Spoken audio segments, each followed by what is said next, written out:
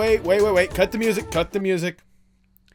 With all due respect to the wonderful intro as done by Fasado, make sure you support him in the links down in the description below. I want to do something a little different with this week's episode. Something a little special, if I may. Music! Podcasts. The Final Frontier. These are the interviews of the Postmodern Art Podcast. Its continuing mission? To explore strange new artists. To seek out new ideas and new art forms. To boldly give a platform like no one has done before. And today's interview is no exception. Today's guest is Zoë Panageas, a sci-fi enthusiast, storyboard artist, and animator working on some incredible projects, including the upcoming Royal Crackers, premiering this Sunday, April 2nd, on Adult Swim. Zoë is someone that I've been seeing get some more incredible work, and someone that I've been sincerely wanting to have on the podcast for a while. So getting an opportunity to talk to her was an absolute blast, and I know you guys are going to enjoy. If you enjoy our guests today, make sure you support them in the links down in the description below. And also make sure to watch the premiere of Royal Crackers on Adult Swim April 2nd. Or you can go to their YouTube channel right now and watch the full pilot. It's actually really great. We talk about it a little bit in the episode. If you enjoy the podcast, make sure you like, share, subscribe, or follow whatever audio streaming platform you prefer. Leave 5 stars wherever you can. I see that stuff and I absolutely love it. If you want to go a little bit further with that support, maybe you should consider going to our Patreon to show us a little bit of support at patreon.com/PMAP. For as little as $1 a month, you can get behind-the-scenes access, early access to episodes, bonus episodes, and so much more. And hey, look, if all you want is a nice, cool place where you can chill, get to meet some incredible artists, and showcase some of your work, maybe you should consider going to our Discord server, the Artist Sanctuary. The group we've already cultivated so far has been absolutely incredible, and I love every new piece that I see in there, and I think you would be a wonderful addition to that group today. But now, without further ado, please enjoy the Postmodern Art Podcast. And one last thing before we do get going, I do want to be 100% sure. Your name, I want to make sure I pronounce it right. Is it Zoë Panageas? Yeah, it's okay. Zoë Panageas. Panageas, okay. I kind of got the hint of it because when I was looking at your website, the way that you had the syllables more or less separated by the eyelashes and whatnot, I figured that was a hint. Yeah. No, that was pretty good. Nobody ever gets my last name on the first try, so. I can only imagine like the different mispronunciations.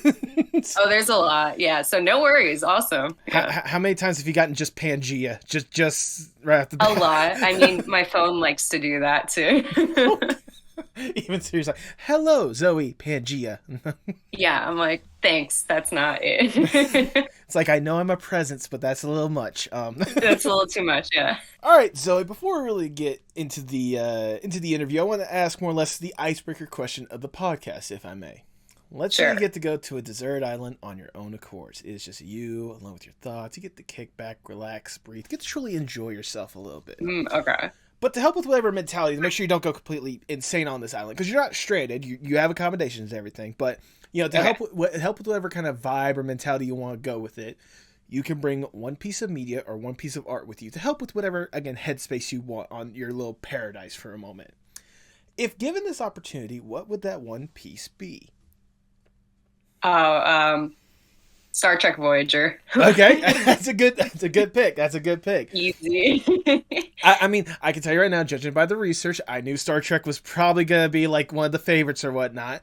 But yeah. I also know that like the fact that you picked Voyager is probably gonna have a lot of people like intrigued alone because obviously there's so many different iterations of it, and there's so many that people hold near and dear. So what is it about Star Trek Voyager that made you pick that one instantly? Sure. Well, Voyager is always been my favorite. Okay. I just, when I watched it, it was kind of just like a formative point of my life and stuff. And it's more the emotional connection I have to it than anything. I love the cast and crew. It's just so much fun. I feel like that's a big part of Star Trek is really the characters. Absolutely. I love Captain Janeway, obviously. So I mean, that's part of it. I can tell you're not the only one, because of the fact that, I mean, they brought her back, obviously, for the Star Trek Prodigy, Yep. if I remember correctly. Yeah, yeah. So, I mean, obviously there's a love and affinity for that one. I just didn't know if there was, like, if you were strictly like Janeway, or if you would have gone with the Picard, or, the classic Yeah. Kirk, or even more recent, like, bringing back Pike. I mean... Right. Yeah, no, I mean, I love all Star Trek. I just have a soft spot for Voyager, honestly. Okay. But I know. yeah. I know we'll definitely divulge a lot more to Star Trek in general, because I figure that's a good foundation for some of the stuff you're creating these days. But nevertheless, Yeah. Star Trek Voyager, that is your answer. You're locking that in. Yes, I'm locking that in. Then, if that's the case, I cannot think of a better way to start the Postmodern Art Podcast. Welcome, everyone. I am your host, Nathan Ragland. Feel free to like, share, subscribe, and follow whatever audio streaming platform you prefer. You can support the podcast on Patreon. Go to patreon.com/PMAP. And follow us on Twitter and Instagram at PostmodArtPod for future updates and guest announcements, including today's guest. She is a storyboard artist and animator who's worked for CBS, Titmouse, and Augenblick, and more, with a love for sci-fi, 90s sitcoms, and fluffy dogs. Welcome to the podcast, Zoë Panageas! Hello, thank you for having me. Thank you so much for taking the time to be here. How are you doing today? I'm doing pretty all right. How are you? I'm doing wonderful. Now I'm getting the opportunity to sit down and chat with you. Like I said in kind of our little, chit chat beforehand, I have been keeping an eye on your stuff for a little bit. I know it's kind of the stuff you've been able to produce or whatnot, and you're doing a phenomenal job so far, and I definitely want to divulge a lot more into that. But before I really divulge to the stuff you're making these days, I want to go back just a little bit and learn more or less the origin story of Zoë. Try saying that 5 times fast. Yeah. What got you interested in art and animation in the first place? Sure. Well, I've always really had a passion for art. Like, ever since I was a kid, my mom always tells me I never wanted to use like coloring books or anything like that. I always just wanted like a pencil and paper. Okay. And she was like, all right, fine, here you go. And it's always been a big part of me. But I got really into animation when it's kind of funny, actually. I've heard other people had this too. I don't know if you've heard of like Flipnote on the DS. Yes, I have absolutely heard of Flipnote on the DS. Yeah, I'm sure. But that was really my first exposure into, oh man, I can like make my art move and stuff. Like, not that I was great at it. I was probably like 12 at the time, but like I was so obsessed with Flipnote, and that really got me into it. And yeah, eventually I kind of decided that this is what I wanted to do with my life, and decided to put all my energy into making that happen. Interesting. It's a good foundation more than anything else. I mean, obviously, I think for especially a lot in our generation, like Flipnote was very instrumental with, especially with people like just whether it's something silly and goofy or like actually being something interested and people can make a career out of it. I mean, the biggest example I can think to my mind is Kiki Flipnote, if you see their Twitter or whatnot. But like, yes, yeah, it's always fun to see, especially how people have been able to dabble with just Flipnote in general. Do you remember a Flipnote animation that you made that, I mean, obviously, 12 years old, like looking back, you're like, but at the time you were like so proud of it? Oh yeah. They're so bad. I mean, I look back and they're so bad. But at the time I was like, this is so cool. I'm like so cool, like that I can do this and stuff. And I was really into like Pokemon and stuff, so I do a bunch of that. And yeah, no, looking back, they're not good, but at the time, like I loved it so much. So that's all that matters. That's fair enough. That's fair enough. When did it go from just like a general love for art and like maybe the deals with like the Flipnote to a passion and then wanting to make it your career? Yeah, well, I mean, I've always kind of wanted to do art for a career. I mean, around the time I got into Flipnote, I was kind of like, I want to be an animator, but that was somewhat unrealistic, obviously. I mean, I come from like a family of engineers and stuff like that, so no one in my family is really artistic, besides me and my sister, actually. So parents lucked out with that. It was kind of just not what I was supposed to do, but so I was going to be an engineer. And then eventually I was like, I think probably like my junior year of high school, I was like, I'm not going to be happy the rest of my life doing that, Right. I love art. I love animation, and I just want to go for it. So then I applied to SVA and was just like, all right, I'm gonna put everything I got at this. We're gonna make it happen. There you go. There you go. I mean, I certainly get that backstory myself. I come from like my people that manual labor. I guess would be proper work is like my dad worked like several like jobs, maybe like concrete cutting or like warehouse work or Yeah. whatnot. My stepmom was probably more of the artsy side or whatnot, because I mean she does like crochet and stuff like that, but she's more like with Cool. the technology aspect of it, like helping stuff with like websites or whatnot. So like Right. I get that vibe of kind of like the homegrown like I guess was it environment or whatnot, and then Yeah. realizing that you had that like artistic bone in you that just had to be like, I have to go forth and make this a reality. Yes, absolutely. I was gonna say, is there like like I can only imagine how much of that was probably more or less rooted with some of like the entertainment, especially at the time. Like for you, I can only imagine how much that was rooted in some of the stuff that you're probably enjoying more than anything else. Was there any sort of like animation or media just in general that more or less inspired you to really go forth with the art path? Yeah, well, actually, it was specifically around that time that I watched Star Trek Voyager, and Okay. that's kind of why, for me, I don't know. I mean, I don't know. It really just made me be like, you know what? Let's go. Like, There you let's go. do this. I've always liked Star Trek, but that's when I got into that, and that was like really eye-opening for me. But also during that time, I was really into Steven Universe, of course. Okay. And that definitely opened a lot of gateways for me. I feel like that can't be understated. I think a lot of people who are around my age probably would say the same thing in this industry. I mean, you see a Um, lot. You see a lot online, and you know how the internet is. Sometimes it can be accessible, but like a lot of people online yeah, are gonna like talk crap when it comes to Steven Universe or whatnot. But honestly, like, especially seeing the stuff that's being produced in the short amount of time that Steven Universe has existed, I think it's like for future generations, it's gonna be a strong like foundation for a lot of amazing animation someday, like more than yeah, anything else. And then something that I'd at least appreciate, that I at least noticed with talking about Steven Universe, but also obviously with Star Trek, it talks about more or less a major foundation for some of the stuff, some of the media that you love and you create, and that's just the sci-fi genre in general. What is it yes. about science fiction that more or less like creatively gets you going? Yeah, well, yeah, that's true. That's also kind of what really got me into Steven Universe too. I was like, oh man, this is sci-fi awesome. And like um I don't know, it just I really like the idea of working for a better tomorrow. And this is the future we can have. And that hope and optimism that's, always in Star Trek, but I feel like in a lot of sci-fi, I just really like that and just striving for the best future that we can have. It's just really interesting story wise and character wise and just media wise. And the media I consume, I kind of enjoy that versus consuming things that make me upset. I mean, not make me upset, but like some heavier or more like negative stuff because I'm like, I got enough of that in my life. Amen to Like, that. Preach it louder for the yeah. people on the back. Right. So I'd rather, in my free time and what I enjoy, do more of that kind of uh, enjoyment. Right, right. And I mean, obviously, like we've kind of illustrated already, but like, especially Star Trek in general, at least in my eyes, like that seems to be more or less like the foundation of it more than anything else. Kind of looking towards what could potentially be a better tomorrow, going into the the final frontier and seeing what's Yes. out there and hoping to grow society as a whole more than anything else. Like I can only imagine, especially for you, like how much was Star Trek like an influence for you and like a foundation for just your whole being. Yeah.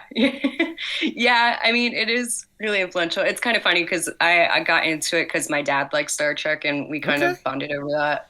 So, but I got like really into it once I was kind of in high school and I watched like the original series of Voyager and all that. And Hmm. it's just, I don't know, it's like a comfort show, but also it's like, I don't know, it's a good way to, I feel like, look at your life and look at the world and be like, we can be good. Like it's so hard to live your life thinking like everything sucks, this sucks, everything's gonna be bad. Because, it could be, COVID sucked. Yeah. Like, You know, it is. But at the end of the day, you know, if you want to keep living, you got to keep living. I feel like it's Yeah. kind of what Star Trek is about. If you want to keep living, you got to keep moving forward more than anything else. That's what I Yes. feel like with Star Trek emphasizes more than anything else. Also, I do want to say like the hearing the behind the scenes that of like the development of just Star Trek as a whole is a wholly different experience on its own. Like just hearing like the trials and tribulations they had just to get it on Yeah. the air, just to keep it on the air, get the syndication Yes, or yeah. whatnot. Like if nothing else, it's more of a testament to the fans, to the Trekkies out there, to really Oh, like keeping absolutely. that like support alive and thriving more than anything else. Yeah, yeah. No, it's very it's a show that's always had the fan base be kind of in the forefront. I mean, Hmm. obviously, I mean, from the original series getting season 3, that was the fan base. So, Yes, yes, it was. uh, yeah, Even though it was a lower budget, and people will objectively look at it and be like, "Yeah, this was a bet. This was a that they really yeah, like made it to where people they didn't want to have anything past the season 3." But the fact that they yeah. existed is a testament to the fans. Yeah, absolutely. And I mean, without that last push for that season, it's like, who knows where it would be today? I don't Hmm. know that we'd have all these. I mean, oh my God, they're making so much Star Trek now. Like, how many shows Yeah. do we even have? I mean, last time I checked, like at least currently going right now, I know there's Lower Decks. Picard's having Yeah. its last season as we're speaking. Yes. There's Strange New World. Is what was the other one? Star Trek. It's not Journey or whatnot. Like wasn't that There's one still like, Discovery. Discovery? Is that one still going? Or Yeah. they wrap up that Yeah. one? They just announced this is going to be their last season. So, Okay, okay. I mean, the fact that there's just 4 raft. Oh, and also yeah. Prodigy. Oh, Like and that. Prodigy. Yeah. The fact that there's 5 Star Trek shows going right now, especially in today's day of like streaming or whatnot, Yeah. that's insane to think about. Yeah. That's so crazy. So, oh, yeah. We're in like the golden age. Having so much to choose from versus like a couple years ago where there was like pretty much nothing. It's so cool. Where basically a few years ago you had to be like, let's see if J.J. Abrams can push something out. Exactly. I was like, all right, JJ, let's go. let's do it, but let's see if we can limit the lens flares just a little bit, Yeah, just a little let's bit. limit that. Let's limit the Benedict Cumberbatch. Like, Oh goodness, that was an interesting casting choice more than anything else. sure was. But like on top of that, like we talk about like this fantastical, optimistic look when you have like Star Trek or whatnot. But I noticed another like sci-fi show that you said to have a love and affinity for, somewhat realistically unrealistic in the same way or whatnot. That's the X-Files as well. Yes. What's your love and affinity when it comes to that show? Well, I started watching the X-Files after I was into Star Trek, but it was kind of like a natural succession for me to be like, oh, let me check this out. And I don't know, I really love it too, because it's very different in the way that it can be much more cynical, obviously. Mm-hmm. But I think at the end of the day, it's still the same kind of thing where it's like, there's a lot of crazy stuff in this world and our universe. We don't know it all. So you just got to kind of enjoy it and do what you gotta do. But it's also a lot more deeper than that. I feel like since it's more realistic, besides obviously all the aliens and paranormal stuff, Right, it's like right. it's more rooted in today, and I mean the '90s specifically, and it's just a lot more relatable. And I love Dana Scully just as a character, as a female character, like same kind of type as Janeway, I'd say. I think both aired kind of in the same time period. So I think they both had a massive impact on culture at that time. And I mean, a lot of people say, there's the Scully effect. People say they owe what they pursued in science or medicine because they watched her as a kid. So that has a big impact on me too. I think X-Files is a lot more character based. Right. And I just really love the characters. I mean, obviously, like, and another situation of like a good strong fan base as well, because of that fan Yes. base, like years after the original show ended or whatnot, there was the movie that came out in like 2007, 2008 or whatnot, Yeah. and then the revival series like a few years back more than anything else. Yeah. Like, it just shows that whenever it comes to science fiction, do not mess with the fans. Do not mess Yes, with them. You're totally right. Oh my God, the fan base can be it's great, but also you gotta stay grounded. Oh yeah, no, I was gonna say like, we've seen both the best in that case, and we've seen some of the Yeah. worst when it comes to a certain some certain dispute over stars or something like that. You know? Yes. Yeah. Exactly. Like at the end of the day, it's a show. We enjoy it. Like Yeah, it's absolutely. it don't take it too seriously or gatekeep it or whatever. Like everybody loves it. Just let them enjoy it. Absolutely. I have to ask, whether it be from X Files or from Star Trek, is there a personal favorite episode or a personal favorite moment that you just hold like near and dear more than anything else? Ooh, well, X Files. I love my favorite episode is Bad Blood. I think that's in no, that's not season five. I forget what season. It might be season five, but it's like a comedy centered episode, but it's still X Files, and like I don't know, it works so well. Like it just works so well, and you wouldn't expect. I mean, X Files does do a good bit amount of comedy along with being very serious, but Right, right. it's so good. Like it's just such good storytelling and understanding of the characters, and I love that episode so much. You can watch that like a million times, and it's always funny. Like it's so good. And for Star Trek, I mean I love all of Voyager. I love all of it. I really the episode I always go back to, or well, the story arc is the Year of Hell story arc in Hmm. Voyager, and I just think it's so interesting that because a lot of Voyager too, like they're stuck on the other side of the galaxy, and like it should have probably been a lot harder, Right, right. and not as Star Trekky as it was. As much as I enjoyed it, and those episodes kind of showed what that would have been like. And I Hmm. think it's really interesting and just a testament to the characters of how they pulled that off. And I don't know, I just really like those two episodes. Also, Janeway looks great in them, so like, Completely understandable. I'm not gonna deny it. not biased. Huh? Where? What bias could there be? Anyways, None. no, I mean, obviously with the interesting like storytelling and different like aspects of it, whether it be like obviously the lighthearted optimism or whatnot, the fun comedy, or like the sincere like grim reality or Yeah, whatnot, like just sci-fi as a whole. I mean, you can easily attest to this as well, but like sci-fi, especially like a Star Trek series, really leaves yourself open for a lot of interesting and creative opportunities at the end of the day. I mean, like I said before, there's 5 series going on right now. right. Talk about 5 different things that are going on in a literal galaxy of possibilities. Exactly. Yeah, no, it's just endless. And that's why I like Star Trek a lot too. It's just all the series, I mean, they're all intertwined, but they're all their own thing. Right, right. It's which is I think also why it's been able to last so long. It just there's always something you can do with it. Um, Especially like Lower Decks is such a good idea. I love Lower Decks so much.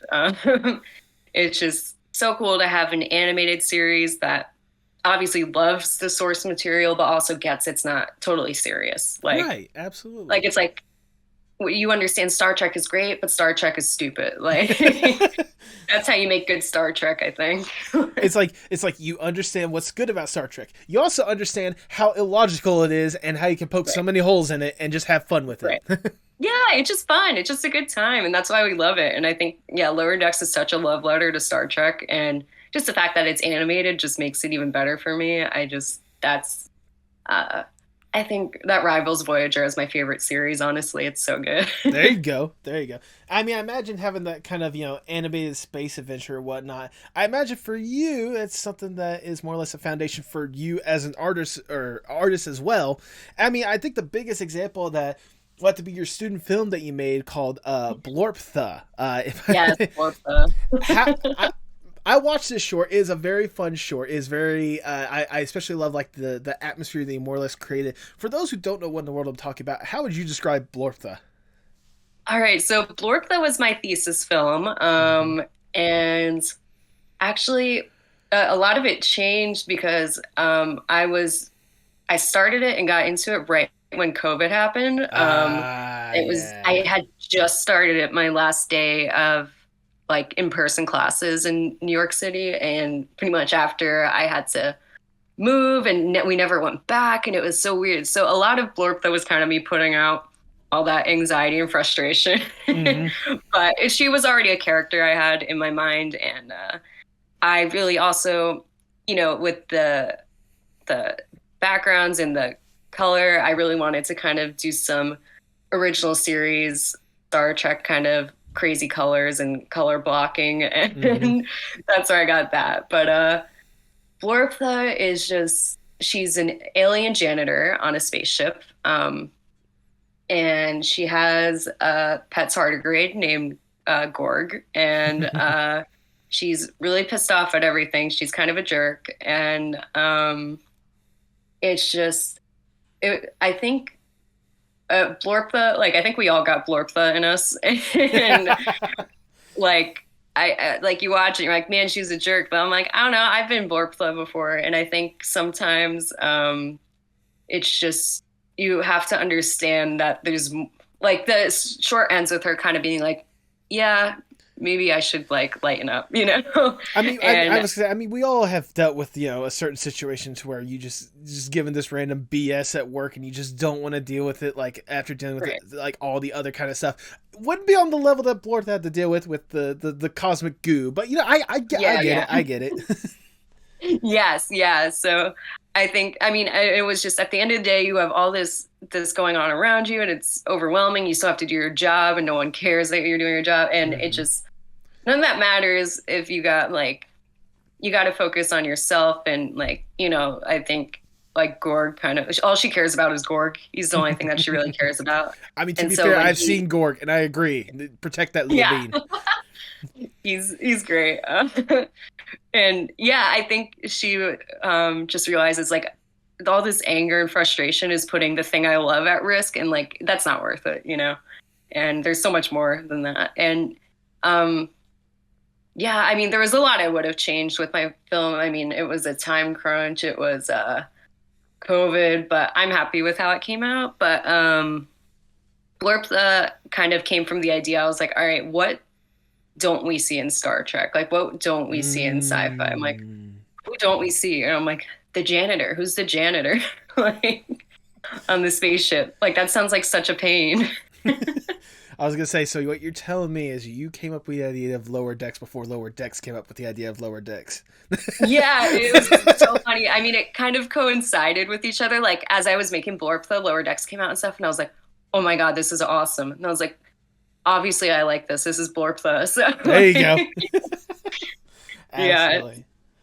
So yeah, that was so funny. So that was kind of cool too, that came out. I mean, and seeing Lower Decks now have, like, as a full series makes me, like, want to change a lot of stuff with blorp. That gives me a lot of good ideas, and, like, a cool way that somebody else took the idea I had. But yeah, that was super cool, being like, all right, yeah, this is a good idea. Like, it's just cool. We don't see that. No, we don't. And I mean, the way you executed it or whatnot, like I said, I certainly enjoyed it, kind of seeing the you know, the side, more or less like the side character that no one would normally care about, coming in clutch and really helping out, like, you know, save the day at the end of the day. I mean, I love that environment. I love, like, the backgrounds and stuff like that, which, shout out to former guests of the podcast, Magpie, who did I saw, at least in the credits, was someone that helped out with those backgrounds or whatnot. I mean, yes, no, she did the backgrounds entirely from my boards, and did it, and my color keys, I think, and did an absolutely amazing job.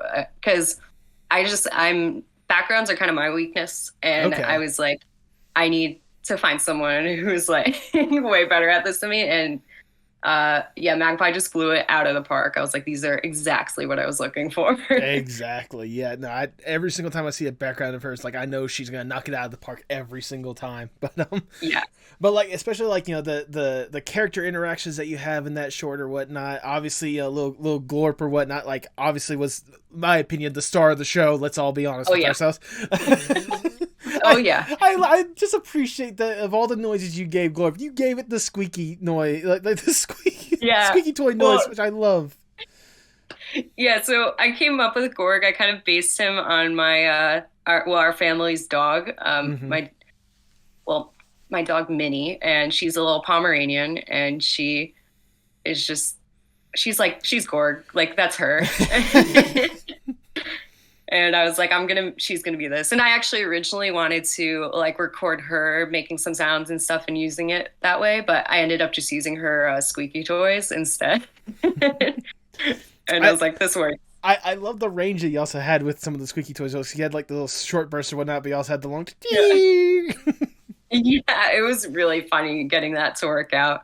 I was like, yeah, this works. Absolutely, and like even with like the short that you presented or whatnot, again, really fun, really incredible. I know that you said that it's a character you've been toying around with or whatnot, so I have to wonder, is there more that we could expect from blorptha at some point in the near future, or in the future at some point? Yeah, I'd always love to go back into blorptha at some point.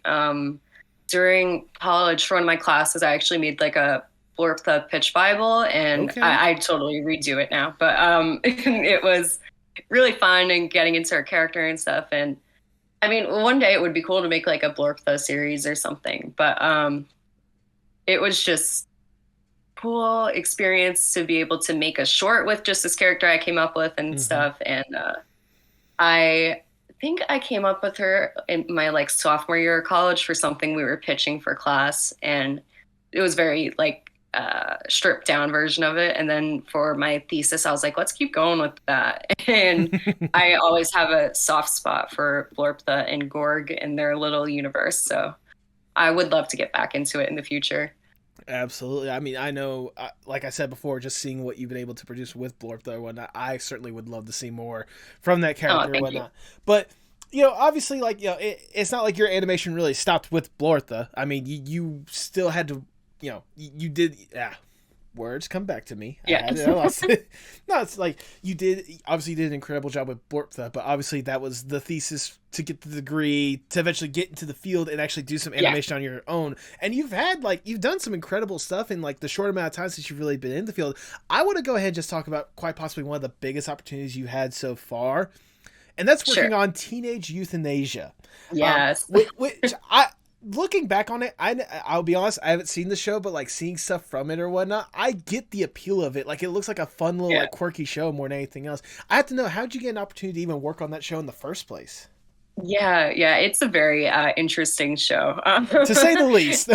Yeah, there's a lot. It's a lot, but I got to well at the end of my senior year, while I was wrapping up my thesis film, I got the opportunity to intern for them on teenage euthanasia, Okay. and I was doing that for about a month, which was basic kind of uh, cleanup and like assistant animating, where the assistant animators needed some help, and it was really cool. I mean, that was my first like studio experience, so Right. it was just super cool. And then eventually, I think about a month in, they asked to hire me as an assistant animator, so I was like, of course, I'd love to, which was also a really cool experience. And then after doing that for a little bit, they brought me on as a lead animator, and that was really cool. It was so much fun. I can only imagine how surreal it must have been, especially in like a relatively short amount of time, being from like an Yeah. intern to an assistant animator to being one of the lead animator or being a lead animator on the project. That had to be just Yeah. like again, it just had to be surreal more than anything else.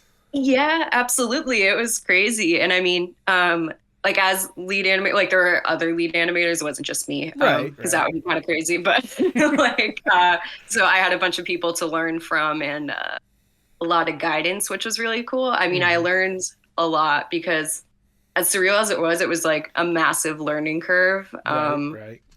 But I also, after that experience, I kind of believe in like trial by fire. Like I learned so much just by, I have no choice but to do it. I got to get Right. it done. So you got to figure it out. But yeah, it was so cool. I'm so thankful for that experience. It really opened up the doorway into the industry and understanding so much. And there are a lot of great people on that show. I still, on the current show I work on, we have some teenage euthanasia alums, so it's cool to still be working with that crew a bit. And yeah, no, it was a great experience. I mean, I can only imagine, especially like I said, the trial by fire experience. I can only imagine both how scary it must have been at times, but also like how encouraging it had to be to know that like not only were you given this opportunity, but you could potentially thrive with opportunities like this if you really put yourself to it. Yeah, absolutely. No, it was so scary because I was like, I mean, I wasn't even out of, well, by this point, by the time I was doing lead animation, I had graduated, but like I was just out of college. I was like, I really Right.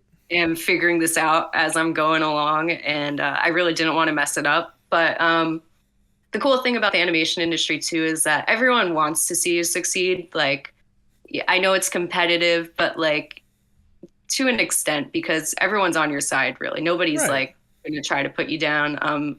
So many people on that team just were like, all right, this is how you do this. They were more than happy to show me how to use the program, how to do this and that. And, you know, it was just really cool just having everyone on your side and like rooting for you to do good. And you're this, and same with everyone else. We're all working for the same goal. We all want to make a good show. So everyone's just looking out for everyone. And that was really cool. Yeah, especially for a unique show like Teenage Euthanasia more than anything Yes. else. Which for those who haven't seen the show, I guess the best way I could describe it is, how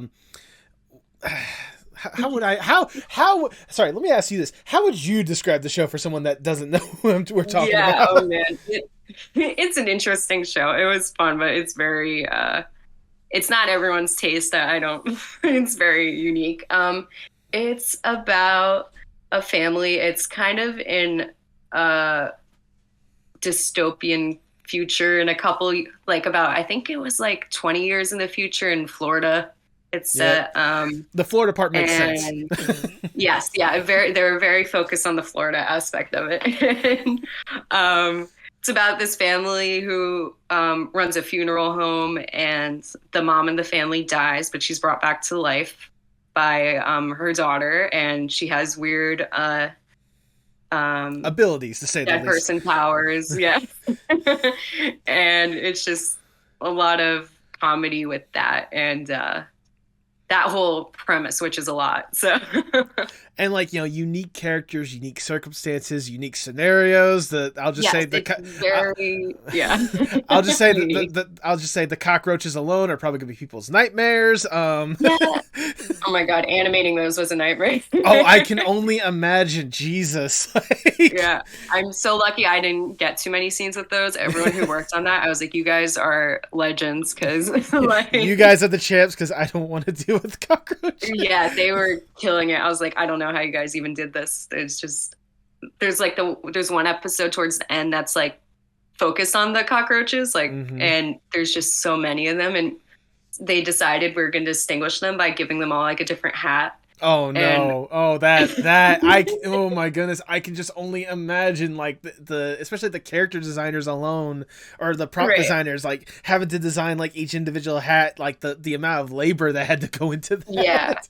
Yeah. So I was just like, wow, you guys are killing it, because it was so much, and I really just had to work on the end piece of it. So even when I was like, man, this is a lot, I was like, everyone else has so much more on these cockroaches than I do, so I'm just going to deal with it.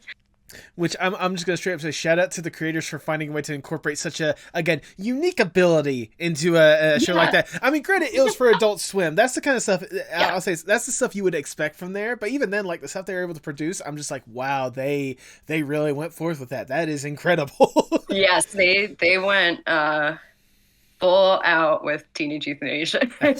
Is there a particular scene or an episode that you were an animator on, like thinking back, or maybe just like a scene or a moment that you're like the proudest of, like you can show a person like what you were able to do with that and be like, I did this for the show? Yeah, I forget which episode it is exactly. It's one of the later ones, because those are the ones I was animating on, and my favorite characters to do were always Baba, and Baba was just so great. And like, she was just such a fun character, and I got to do so much with her that episode. And like I still have some of it in my reel, because it was just so much fun getting to animate her, and like they're going on a journey to find like her son's like dead father's grave. Yeah. And she's just being like a dick the whole time, and it's so much fun. I'll say, I remember from the clips and the teases I saw or whatnot, the attitude that Baba has, like that just had to be fun just to try to translate more than anything else. Yeah, it was so much fun to just mess with and like animate her, and Yeah, I just had so much fun with that episode. And that was like kind of my first time really doing like not assistant animation, but actual animation. And I think she was a great character to start with because she was just so much fun to work with. Absolutely. And I can only imagine, like, especially at the end of the day, like, just the experience as a whole working on euthanasia. I mean, you kind of described it with how surreal it was, but it had to be more or less, like, eye opening at the end of the day to realize that, hey, I can actually do this. Yes. Yeah, definitely. Like, like they hire you to do this and you know you can do it, but doing it is a whole other thing. So Mm-hmm. actually going and finishing my first scene and being like, oh, it looks good. Like that is such a relief because like, you can do it, but it's, whenever I animate, I always feel like I forget how to animate. Like once you're starting with a blank scene, you're like, how do I do this? Like, how did I do this? And like, how, but it's just such a daunting task every single time that you're like, okay, I'm just gonna do it. Like, Look, I edit this podcast by myself every single week, and every single time I open up yeah, my editing software, I think to myself, okay, where the fuck do I start? Where do I go? exactly. Yeah, the same kind of thing. Yeah. Oh goodness! And I mean, obviously, you've been able to carry that with you past euthanasia to some other opportunities, including the newest one and the one that's right around the corner, being a retake animator for Royal Crackers, a brand new Adult Swim show that's premiering the Sunday after this episode comes out, April 2nd. Yes. First off, when we first set up this meeting, I didn't even know about this show. Like when we were first setting Yeah. up this interview, I didn't even know the show existed, and thankfully they revealed it or whatnot. And I just gotta say, goodness, I thought Teenage Euthanasia was something interesting. This looks to be just like pure chaos. Yes. It is pure chaos. That's a good way to put it. Yeah, Royal Crackers has been great. I definitely was able to get this opportunity because of my work on teenage euthanasia. So I'm super grateful for that. But yeah, it's been so great. Just being, I mean, working for Augenblick too, that was back in New York. Mm-hmm. Since then, I've moved to LA and like decided to really go for it. And I've always wanted to work at Titmouse and just being able to do that for the past year has been like, that's been really surreal. Like being out here in LA and working at a union job at Titmouse. And now we get to go in office, which is really cool too. There And we go. yeah, it's, yeah, this is really surreal. Like as surreal as like Teenage Euthanasia was, this is like what I kind of always dreamed of doing. So it's so cool. Like, Well, I imagine more than anything else, like it has to be like somewhat of like a culture shock more than anything else. Like obviously, like you going from New York to LA, that alone is a culture shock. Going from yeah, working strictly online to actually having a physical space to work and animate, that has to be like just a different level of it or whatnot. Like I can only imagine, like you said, yeah, how surreal the whole experience has been since you've really gone head first with this project. yeah, absolutely. Because even like on Teenage Euthanasia, like that was entirely online since I never ended up getting to go back to school. I never really got to go back to New York and I didn't meet anyone who worked on that project in real Mm-hmm. life, besides the couple people who I'm working with now on Royal Crackers. And so as like crazy as that was, it's kind of more easy to like compartmentalize versus like, this is real life. I moved out here. Like I'm seeing these people. It's so cool. And yeah, just having like a physical office makes it so much realer. Like just being able to go in um, and like I appreciate like hybrid work too. I would not be able to go in every day of the week. I don't know how we used to do that, but I do like to go in. It keeps me sane, and it's good to see everyone. They just we have such a great crew. Everyone's amazing, and I really enjoy the opportunity to get to hang out with them, get lunch, just do normal coworker things like instead of Hell just yeah. being online all the time. Oh hell yeah, absolutely. And I mean, especially for a project like this, which, like I said before, pure chaos. I can only imagine just how much of a fun experience it has to be at the end of the day, getting to animate such a unique scenario like this. Which, if I remember correctly, I looked online and I forget which site said it this, but the best way that they described it is: if you love Succession, you'll love it for the Yeah. reasons that you love Succession. If you hate Succession, you'll love it for the reasons that you hate Succession. Yes, exactly. That's kind of how we've been pitching it, and I think that's totally correct. It's so much fun. I really I really love this show. It's so good because Teenage Euthanasia isn't for everyone. I had a great time working on it, but like I don't know if I ever would have even watched that show had I not been working on it. But Fair enough. this show is just it's really special, I think. And I don't know how. I mean, that's not. No one's going to be able to really see that till the show comes out because he's got a trailer. You can't really tell, but it's like no show has made me like laugh so much working on it, and no show has. There's still a lot of heart. There's a lot of heart to the characters in the story, and I really enjoyed that. And just the crew is just amazing people to work with. Like I've learned so much and they've all been so great. I'm just so thankful for this experience. Absolutely. I mean, even just like the little teases alone that we got from just that trailer alone, like I'm Yeah. already getting a lot of like character and chaos just from that alone. Like the different characters, whether it be like the weak business type or the Yeah. new metal super fan or whatnot, to even the teenage kid. Which I will be honest with you, the moment that made me really laugh when it came to the trailer or whatnot was the scene where the kid like runs the table. Sorry, I'm late, and just consumes an entire slice of pizza in one go. I just saw that. And I'm just like, damn. That was so good. Oh my God. I love that shot. We got, I didn't do the retake for that, but somebody else I was working with got to do that. And the note just kept being like, make it grosser, make it worse. The way it ended up is so perfect. Like she did such a good job. Absolutely. I was gonna say like just the sound effects alone is what really gave it that factor to it more than anything else. Yeah, it's just the comedy on this show. It's just so good. Like, it's so unexpected because like I've worked for Adult Swim before, so I'm like, all right, it's gonna be an Adult Swim show, but like it's really different. I don't know. Like the show makes me laugh so much. Like it's so funny, and there's a lot of heart in it. As the show goes on, you learn a lot more about the characters and Right. stuff, and I mean, as much as they all are fighting with each other, like it's still a family, and it's really cool to see that dynamic too. Absolutely, absolutely. I mean, like, I can already tell just from the experience you've had to work on it. Like, I imagine you've had a lot of fun with it. Especially being a retake animator. I don't think I've ever heard of this position before. I mean, the name of it probably gives you an idea, but for those who are curious what exactly that would entail, how would you describe your position as a retake animator for a show like this? Yeah, sure. So we get our animation back from overseas.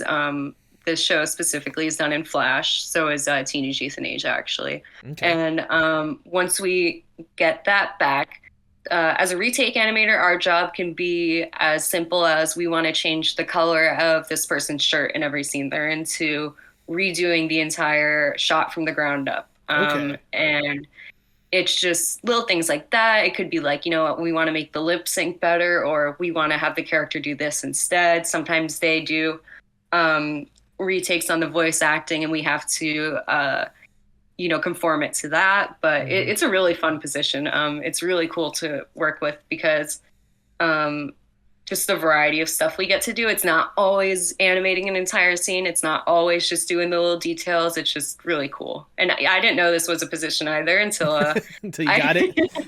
I came out here and I was like, that sounds awesome. Why am I not doing this? Like, I mean, fair enough, and especially knowing that like you're one of the like essentially one of the last steps in the animation process before like complete a project, more or less. I mean, I'm sure there's yeah, obviously more aspects of it, like compositing and all these different aspects of it. But still, like the fact that you're one of the more like essential parts of it, that has to be like incredible to know that you're really helping to mold this show into the vision that the creators and such really want to be.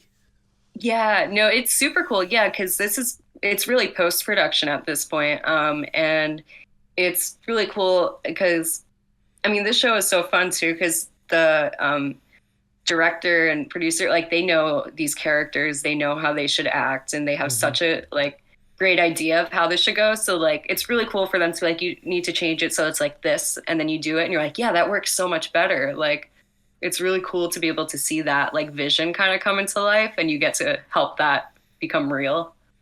It Absolutely. just is a really cool experience.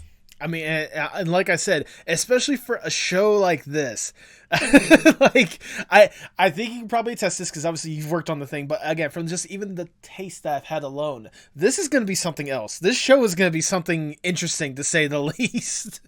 Yes, absolutely.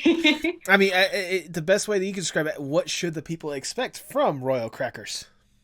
Yeah, well, I think a great way to describe it is Succession, but if it was on Adult Swim and a lot more comedy based, even more than it is. It's like, and it's just don't knock it till you try it because it's very surprising. It'll surprise you. Like it's something really great. I think that everyone made happen, and a lot of work went into it, a lot of heart went into it. We all care about the show a lot. It's not like just we got to get this done. Like everyone really cares about these characters and the show and how everything comes out. So I think you can really see that in the show. And yeah, check it out because it's really good. Absolutely, I know I'm certainly gonna be intrigued to watch it. Whether it's the premiere on Adult Swim on April 2nd, or I believe, correct me if I'm wrong, it's supposed to come out on like the new episodes HBO Max the following day. Correct me if I'm wrong. Yes. Yeah, I think the next day it'll be on HBO Max, and then it's on Adult Swim on April 2nd at like 11 p.m. Which is actually not a bad spot considering like Adult Swim shows more than anything else. Oh yeah, no, I'm very happy with the slot they gave us. So that's great. Yeah, we actually didn't get like a locked in premiere date or time until everybody else did. So we're like, oh, okay. Awesome. It's like, well, I'm sure other people on the crew knew, but like me personally, I was like, oh, okay. Right. At least you weren't like, oh goodness. You probably just like, thank God I don't have to stay till 2:00 in the morning just to watch this. Yes, it's so nice because I think even like Teenage Euthanasia, I think it premiered at like 12:30 at night, and I was like, how am I telling all my like friends to like stay up that late to watch this show I worked on? Absolutely. Like thinking back to all the stuff that we talked about, whether it be kind of the programs and the entertainment that kind of inspired you to being in the industry and really working on these like incredible opportunities or whatnot, like thinking back to just your art journey as a whole, does it amaze you how far you've been able to come along on this path? Yeah, it's that in itself is very surreal. I mean, this is what I've always wanted to do. This has always been the goal. But actually, I didn't think it would happen so soon. And well, it's not been. It definitely hasn't been easy. But I'm just, I just did not see myself in this position when I graduated. So it's really cool, and I'm so thankful for it. And incredibly privileged to be in the position I'm in, being able to move out here and commit to this. But it's a lot. Like, I mean, even just like I mostly, well, I have a love-hate relationship with Adobe Flash or Adobe Animate. But most of the shows, I mostly work in that for my industry work. And just, I remember being like 13 and I had like a pirated copy of Flash on like my Mac, the Mac I had before this old one that I have, and it just hardly even works. But I was so enthralled with what I could do in Adobe Flash, and just from that to like this is my job now is like so cool. I can only imagine. Like I said, just thinking back to all that we talked about, especially hearing the pirated copy of Adobe Flash for that's. It was 2013. I don't think they could get you even then. I don't think they care. They're making more than enough money as is. Oh, they have most of my money already. But I mean, like, thinking back, like, it's gotta be cool, like, just thinking about all the stuff you've been able to have a chance to work on, all the stuff you've been able to have opportunities in or whatnot. But I mean, I can only imagine, like, the things that you like want to do. Like, not saying that obviously you don't want to work on like Royal Crackers, because from what I can tell, like, you're having a lot of fun with this and whatnot. But I can only imagine there's got to be at least like a project or two that out there that, if given the opportunity, you'd love to sink your teeth into. Is there like a dream project or a that you would love to eventually like work on at some point? Yeah, well, I'm sure you could guess. I I would love to work on Lower Decks at some Yep, point. that's more or less what I was trying to inch towards because I figured that was Yeah, gonna be like the main one, and I like I'm like, you have to know, obviously. I figured as a Star Trek fan that has to be like if I could just get like one frame in this Yeah, show, you would die a that's happy like fan. number one. Yeah, I actually had a chance to do a test for Lower Decks to Ooh, do animation back in early 2020 before I'd even done Teenage Euthanasia or anything. right. So it was really a long shot, but I was like, yeah, whatever for Lower Decks. It's a shot, um, nevertheless. yeah, it was really cool. I mean, that even before like Teenage Euthanasia helped me learn a lot. Just that test and the director was so nice and helping me figure everything out and like walking me through it because I think he could really see how much I wanted this. And so that ended up not working out because I needed to be in Canada to Gotcha. do that. And actually, since then, I have gotten my Canadian citizenship as a result of Ooh, that. Because at the time, I was like, yeah, whatever, I'll make it work. And my dad's side of the family are from Greece, and they stopped in Canada on their way to the United States. And okay, okay. so by descent, I'm entitled to a citizenship in Canada. I found out. I really wanted this lower decks job. I don't blame you. I imagine you probably still do at some point. Oh yeah, oh yeah. But yeah, so I was like, okay, I don't know, I'll just apply for citizenship. Maybe I'll get it, and then I could do it. And it was during COVID. I sent it, and I was like, did you guys get it? And they're like, we don't know. You're just gonna have to wait. And I was like, okay. Oh, And I was just like, all right, this is a wash. I'm never gonna hear back. And then about a couple months ago, actually, ooh. my mom called me and she was like, Zoe, are you a Canadian citizen? And I was like, what do you mean? She's like, I just got this in the mail. And I was like, oh, I totally forgot about that. I guess I am. So now it's cool. I mean, Vancouver's super cool too. I like having that opportunity. But yeah, that whole thing started because I wanted to get that lower decks job. So Well, hopefully, um, I sincerely hope that hopefully you get to work on that show, or at least a Star Trek animated show at some point, because I can only yeah, imagine, like I thank said, you. how surreal it would be, especially as a Trekkie, to get to toy around with some of these characters and make that vision a reality.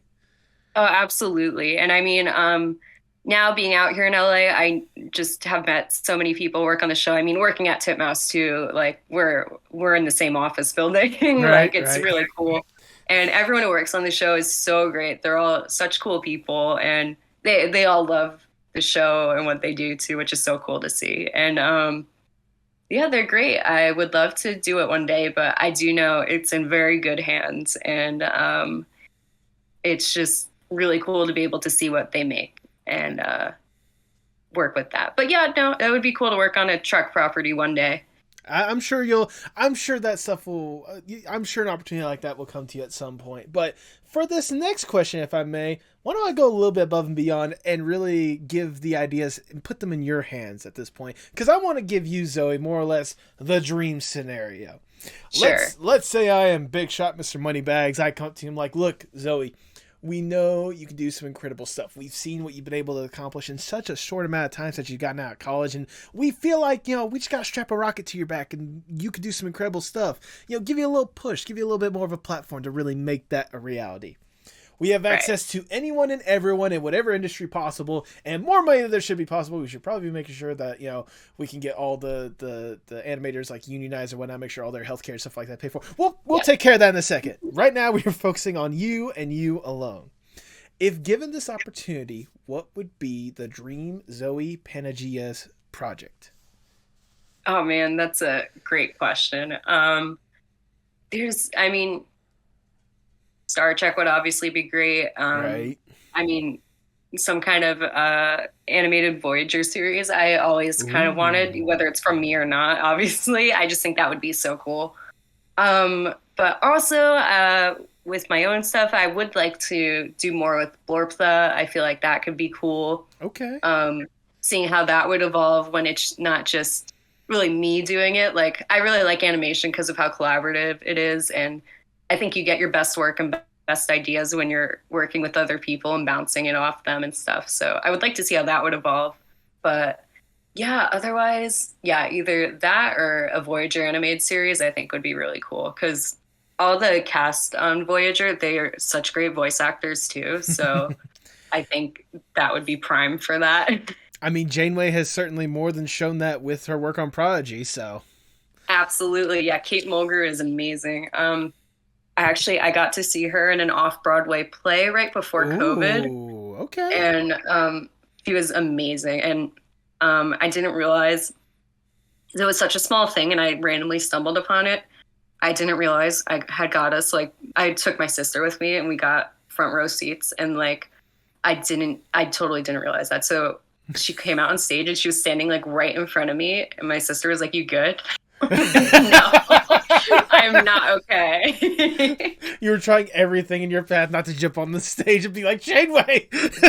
Yeah, Kate Mulgrew. Yeah, it was so cool. And yeah, that experience too, it was really cool because that was right before COVID. I'm so glad we got to do that. And that kind of helped me through COVID too. I was like, that was such a cool experience. I want an experience like that again. So keep going. There you go. There we go. I can only imagine, Jesus. Yeah. But sadly, we gotta get down from the dream scenario. We gotta get back to reality. Yeah. And I'll ask the ever so generic question. Where do you hope to see yourself, say, 5 to 10 years from now? Yeah, well, I would love to get more into storyboarding. That's what I really enjoy doing. Okay.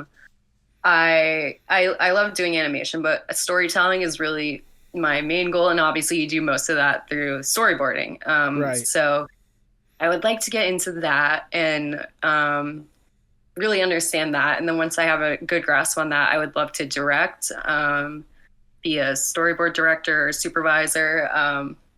And then this could be more than 10 years from now, but eventually show running would be really cool. There we go. I have a lot to learn, so that's not in the near future. Hey, you know what? As long as you're taking that step forward to really make that reality, I mean, especially with what you've been able to do now in a short amount of time, going from intern to lead animator and that aspect of it, like, I can only imagine once you're given the opportunity, like, it might be closer than you think for all you know. Who knows? Yeah, no, I mean, I'm always gonna do what I can do to make stuff happen, but I also... just that specifically, I really want to be well-versed in what I'm doing and what's going on, because then you have all these people who you're responsible for. And just being in the other position now where I have my directors and supervisors and stuff, and they absolutely know what they're doing, and they're so great, and they help me with everything. I'd like to be that for someone else. So I wouldn't want to jumpstart that too much, because I would like to have a really good grasp on being a showrunner before I do that. And I mean, it's still a dream position too, but I would really want to not be as trial by fire with that. Understandable. Just because it's not just me on the line, then it's all these other people too. Yeah. Fair enough. Yeah. I mean, once again, I'm sure if you keep up the incredible work you've been able to do at this point, you'll get there at some point. I know you will. Oh, thank you so much. As we start to wind down the interview, I just have one last question I want to ask you, Zoe. Obviously, you've been deeply entrenched in art for as long as you can remember, for ages at this point. I mean, yes. Doing incredible work, like I've said before. How important is art, not just for you, but for the world as a whole? It's so incredibly important. I think nothing shows this more than the COVID situation we just had. You know, during COVID, what did we do? Everyone watched TV, we watched movies, we got into any kind of media because that's what keeps us going. You know, like what Star Trek is for me. You know, it's something to always fall back on. Like I was like, during COVID, I was immediately like, you know what, I'll just watch some Star Trek and figure this out. And, you know, everybody has their own comfort media or show. And I just think, I'm like, COVID would have been so bad without any kind of art. Like, even like Animal Crossing came out immediately. And like, that helps so much, I think.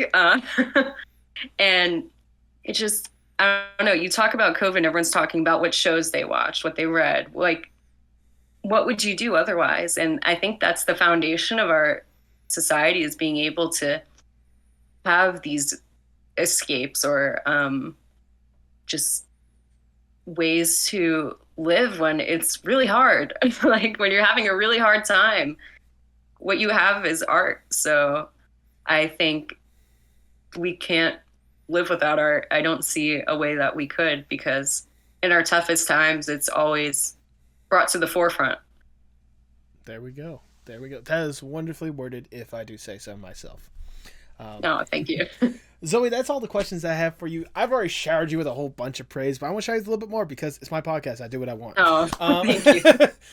Zoe, ever since I really gotten the chance to see the stuff you've been able to have a hand in, see the stuff you've been able to work on, and just more or less like doing incredible work along the way, like I couldn't help but love and admire the work you've been able to put forth. Like seeing, the stuff you've been able to have a hand in, especially talking to you today, like it gave me a new level of love and appreciation for what you've been able to do. And hearing that, like, in just a short amount of time, you've been given all these incredible opportunities, and to hear that, to hear that it's been surreal for you more than anything else, like, I can't help but love and appreciate that. I can only imagine, especially, I can only imagine being in your shoes. I can only imagine, like, having these incredible opportunities and just knocking it out of the park. Like, the fact that people have been able to truly love and appreciate what you've been able to do, and knowing just how much further you can go, how much more you can be able to do, it has me excited for what you got. I mean, obviously the stuff with like blorptha or whatnot, like seeing more that you can do with that. Star Trek, like knowing the love and passion you have for a property like that, and seeing we can go forward with that. Royal Crackers, the fact that it's right around the corner, and to hear kind of the love and passion you have for that show or whatnot, like it just makes me more or less excited to see just about anything that you're going to have a hand in, from whether it be, in the short term future or long term. Long and short of it is, like, thank you for what you do. Thank you for keeping up the incredible work. And sincerely, I hope you get so many incredible opportunities to work on so many incredible stuff, because you absolutely deserve it. Thank you so much. Oh, thank you so much. That means a lot to me.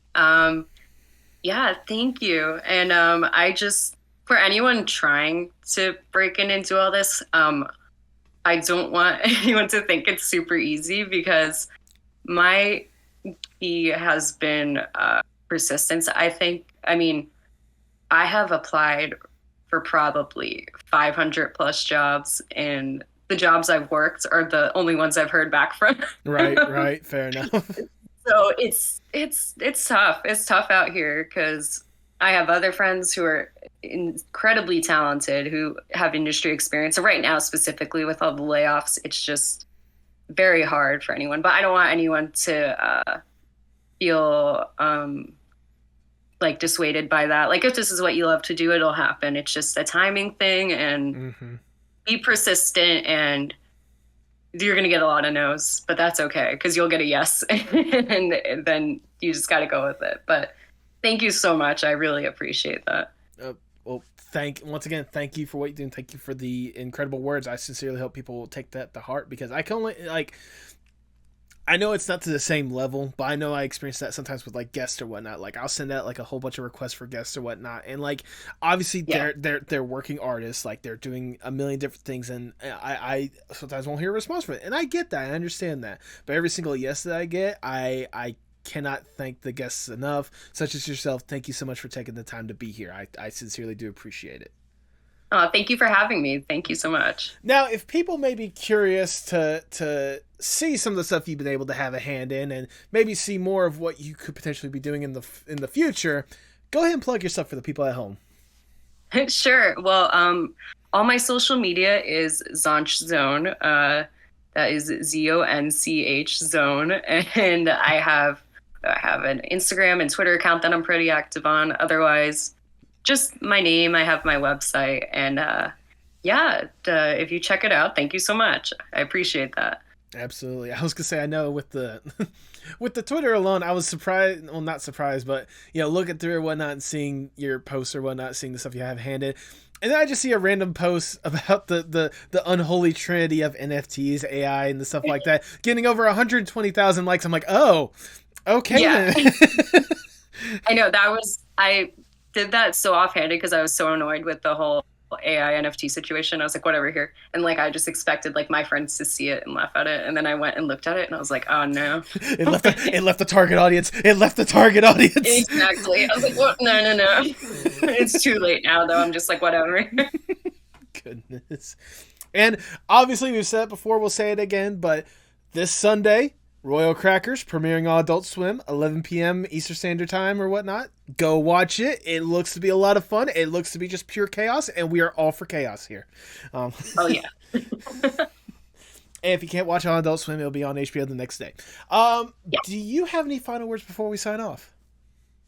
No, I think we covered a lot. Thank you did. just so much for having me here. I really appreciate that. And yeah, I love talking about what I do. So thank you for giving me a little platform to do that. Absolutely, absolutely. Hey, I'll tell you what. If you ever get an opportunity to do more with blorptha or whatnot, you have an open invitation to come back here and talk more about that, because I can only imagine all the stuff that could be hiding in that incredible galaxy on its own.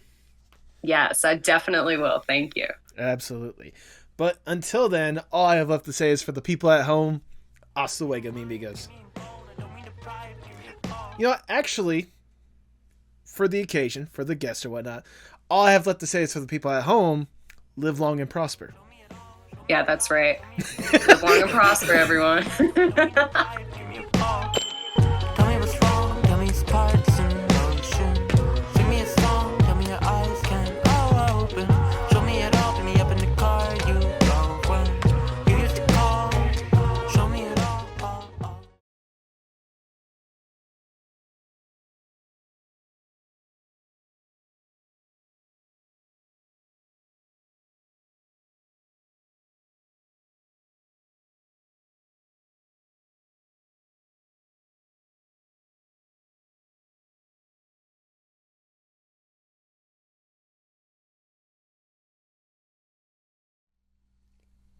Thank you so much for sticking into the end. If this is your first time listening, I greatly do appreciate it. Yeah, I was not joking when I said in the intro that Zoe is one of the people that I've been like really intrigued to talk to. Like I said, her presence alone has been just incredible, and hearing especially the cool new stuff that we get to talk about like that. I genuinely did love our conversation. What was funny about it is, so obviously the main person, one of the main reasons why I wanted to bring Zoe on was to talk about Royal Crackers. And I remember we were joking about like how the marketing, like all that was out there when we recorded, was just the trailer, which is a great trailer. I mean, we talked about it in the podcast, obviously. And the day after we recorded our interview, Adult Swim is like, "Yep, no, here's the pilot episode for you guys." I just thought that was hilarious, and I genuinely do mean it. If you guys have not had the chance to watch the pilot episode so far, I will link it in the description below. But it's fun, it's great, it has a lot of heart that you would not expect from an Adult Swim show, if I'm gonna be blunt. Like sincerely, like it you instantly want to know like what's gonna happen with this family after that first episode, which is why I'm certainly gonna be watching after that first episode. And if nothing else, like support Zoe and the incredible people that worked on that show, and give them more opportunities to work on incredible stuff. You know, I know times seem a little scary right now for animators with, you know, the amount of shows not being produced, the looming writer strike in the distance. It's a scary time for animators, but we need to show love and support where we can. And this show is a good example of that, honestly. Royal Crackers. That's what I'm saying. You need to show this crew a lot of love and support for it. If nothing else, do it for me. Okay? Can you do that for me? Good. I appreciate that. Also, I'll go ahead and add this at the end right here. If you are listening to this either the day of or the day after it releases, March 30th or 31st, I'm going to be taking part of a fun little Twitch game show. Yay! At 9 p.m. EST at twitch.tv/pinchraccoon, I'm going to be participating in Original Soundtracking, or OST. Basically, me and a couple of incredible people are going to be hopping on this little game show. Pinch is going to be playing us some video game soundtracks, and we have to guess, where it's from, what the song is called, where it gets played, stuff like that. It's going to be a fun time. I'm going to fail miserably. I have no faith in my skills that I'm going to do well, but I'm there to have fun because I think it's a cool little game show. If you guys are not supporting Pinch Raccoon, I'm going to have their link down in the description below for that twitch.tv. Go follow them. Give them some love. They're doing some incredible stuff, including this OST thing, and I would greatly appreciate it if you guys came out, showed some support for both Pinch and myself, and the guests, because it's going to be a fun time at the end of the day. So once again, March 31st, 9 p.m. EST, twitch.tv/PinchRaccoon, original soundtracking. I hope to see you guys there. Nevertheless, have a good day, weekend, week, month, year. Just sincerely have a good one.